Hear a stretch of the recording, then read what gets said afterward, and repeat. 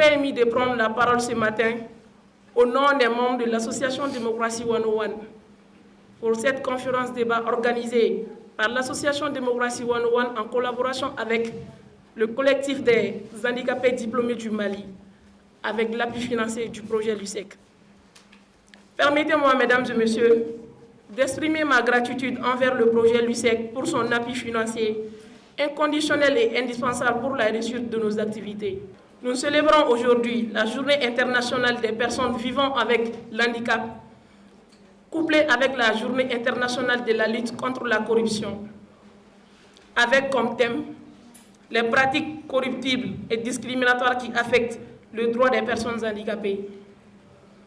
Rappelons que l'Organisation des Nations Unies a décrété depuis 1992 le 3 décembre chaque année comme journée internationale. Ce collectif qui a vu le jour il y a bientôt 30 ans, plus précisément en 1995, a pour objectif l'insertion professionnelle des personnes vivant avec handicap. Donc, qui dit l'insertion professionnelle des personnes vivant avec handicap parle ici de la jouissance d'un des droits fondamentaux, c'est-à-dire l'accès à tous les services sociaux, économiques et culturels, mais également au-delà, parce que ça inclut évidemment les droits civils et politiques. Donc l'insertion professionnelle des personnes handicapées a toujours été au cœur de cette question de gouvernance. Parce que, rappelez-vous, il y a quelques années, le collectif a vu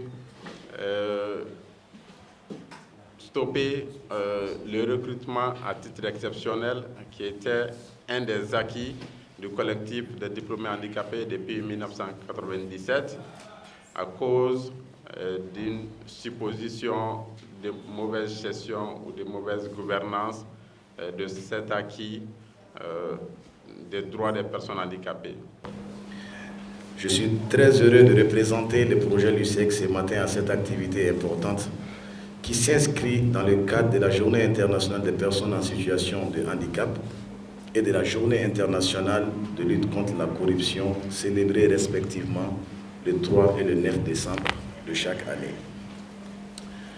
La célébration de ces deux journées offre l'occasion au projet LUSEC de réaffirmer son engagement et son attachement à accompagner à chaque fois que cela est possible toutes les initiatives visant à contribuer à la lutte contre les pratiques corruptives et discriminatoires, notamment celles qui affectent les droits des personnes handicapées.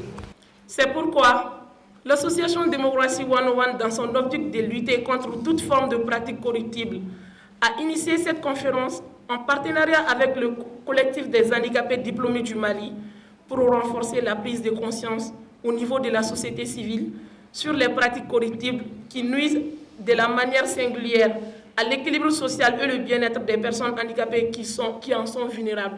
La corruption ne passera pas par moi. Je vous remercie pour votre aimable attention.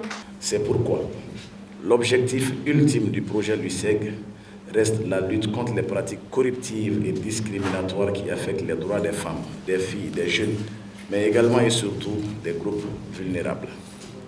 Mesdames et messieurs, cette conférence est organisée dans le but de vous sensibiliser davantage sur vos droits, vos devoirs et vos responsabilités en matière de lutte contre la corruption.